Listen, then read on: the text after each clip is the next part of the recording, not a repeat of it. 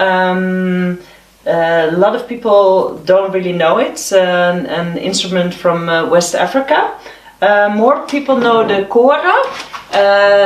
This actually is really African, and they wanted to make a kora of it, so you can see a lot of these things, but there's only 10 strings on it. So I play it as a ngoni. Ngoni has about between 6 and maybe 14 strings.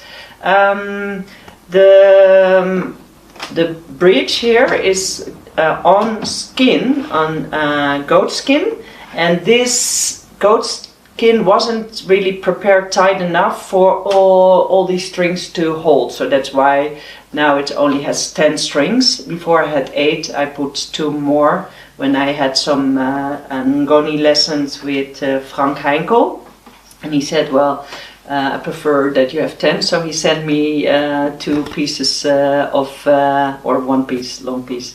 And it's actually fishing cords. So there are fishing cords with different diameters. The high ones has a different diameter than the low one. This one was an instrument that was given to me, and yeah, I love it. It's very African sort of feel.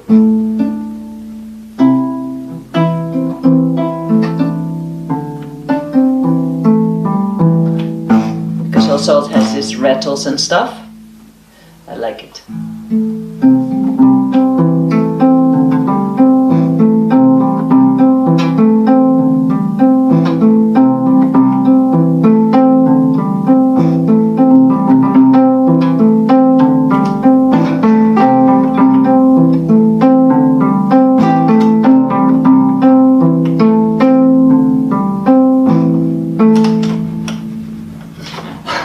So it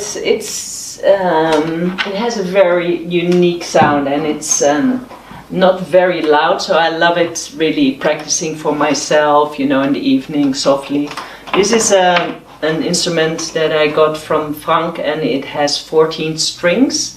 So and this is actually in ngoni. You see the calabash. This both are calabashes, but the sort of kora is the calabash is cut in half, and here you see a lot less cut off. Again, goat skin and 14 strings, so it has more possibilities. Like kora has much more possibilities, and often it's a little bit referred as bass sort of brother of the kora.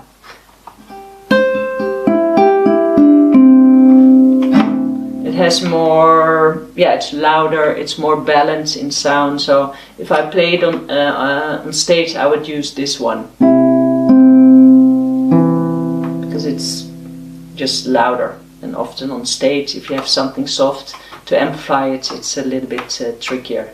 It has so much more volume and everything is more balanced. So this is ngoni, a sort of a new sort of shape.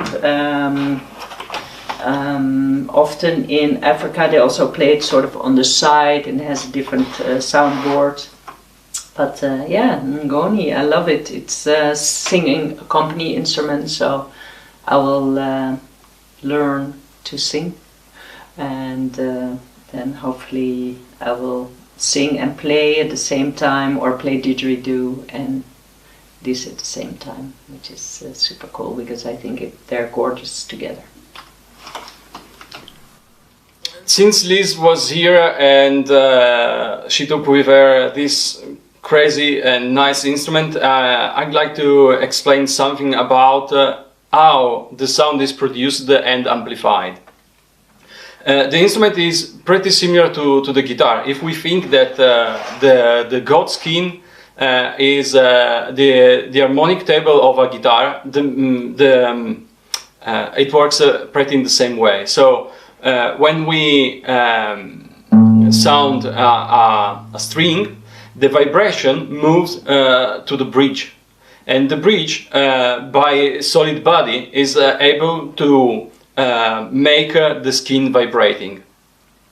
Usually people think with a guitar that if the string vibrate, the vibration of the strings by air goes inside the body of the guitar and then it gets out amplified, but it is not. The strings start to vibrate, the bridge vibrates itself and transmit the vibration to the table, or in this case to the skin. On this side there is a hole, and so the body, that is the cabasa, amplifies the sound as all the other resonators. With this instrument it is not possible to change the key of the string using the fingers on the keyboard, so every single string is tuned with the keys here on the side, and for this instrument they are single keys, and with this other one, as I was seeing before, they use the same keys for a guitar, so we can see 3, 3, 3 and so on. To create this instrument, since the string start to increase the stress of the components, as Liz said for the other instrument, it is even important that this instrument is created with a nice structural design.